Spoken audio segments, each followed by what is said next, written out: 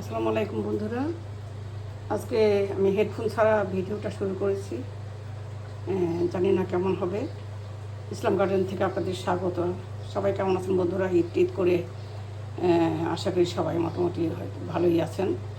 নানান রকম খাওয়া দাওয়া হয়েছে। রোজার পরে অনেকেই অসুস্থ হয়ে গেছে, আমাশা, পেট খারাপ, কত কিছু।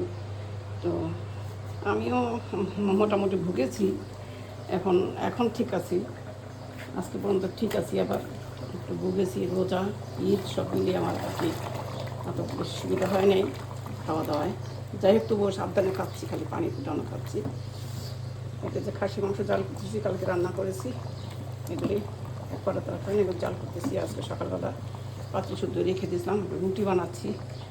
তো সমস্যা এটাই যে আমি রুটি আমার বুঝতেছি না, রুটি তো সমান হচ্ছেই না। বহু বছর পরে রুটি বানাচ্ছি। আর এই যে বন্ধুরা সবাই বলতে পারবেন কী অবস্থা, আমি জানি না রুটি কেন এরকম হয়। রুটির মাঝখানে যে সাদা আটাগুলি এত ভেঙে ফেলে দিয়েও আমি রুটিগুলি ঠিকমতো করতে পারছি না। এমন কেন হবে রুটির? এই যে আটা চেলে নিয়েও দেখেছি যে এরকম হয়। তো এটা আর কি খুবই সমস্যা। কিন্তু ভাজার পরে প্রশ্ন যে অত দেখতেছি না আমি, কিন্তু ভাজার আগে তো ঠিকই যে রুটি এরকম হচ্ছে, ভাজার পরে আবার দেখি না, মিশে যায় না, কিন্তু জানি না। অনেকদিন তো রুটি বানায়নি। আমেরিকা তো কেউ নাস্তাই করে না সকালবেলা, ওই যে কফি দিয়েই চলতে থাকে দিন।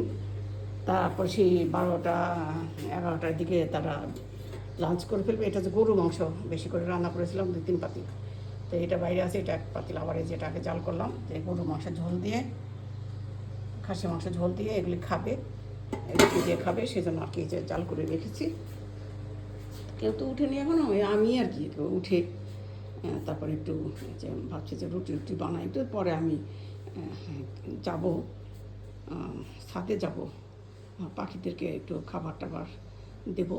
ওদের জন্য যে আটা একটু ঝুরঝুরা করে আটা গলে নিয়েছে, যে আটা গরম পানি দিয়ে আটা করার পরে যে নিচে জমে যে করে, সেগুলো আমি ফেলে না দিয়ে ওগুলো আর একটু আটা দিয়ে একদম ঝুরা করি, যাতে পাখিরা খেতে পারে। ছাদে দিয়ে আসবো আর কি।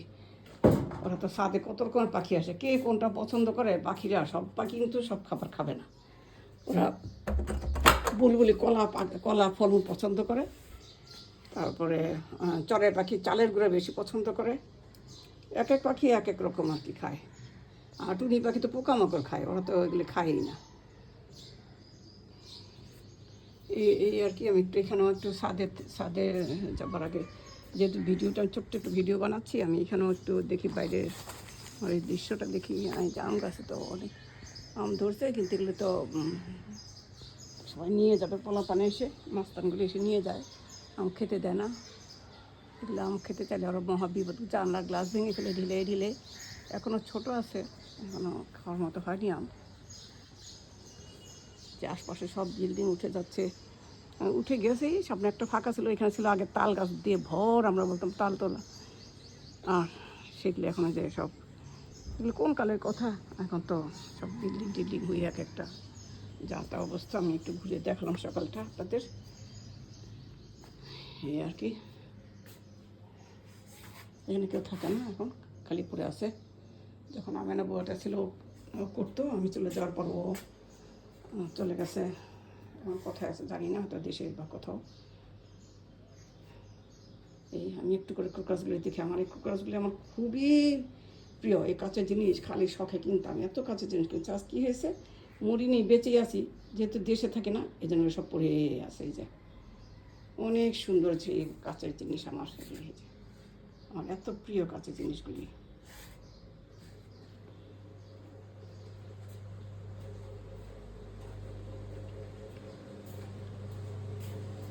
সেরেছে, আমি তো রুটি দিয়ে গেছি, তাও তো রুটি গেছে পুড়ে বনেই নাই, না পড়ে নেই, যেহেতু কম করা আছে চুলা।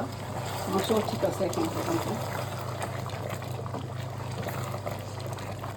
আর জাল করবো না মাংসটা, ভাবছি যে হয়ে গেছে, আর কত জাল করবো। অফ করে দিলাম।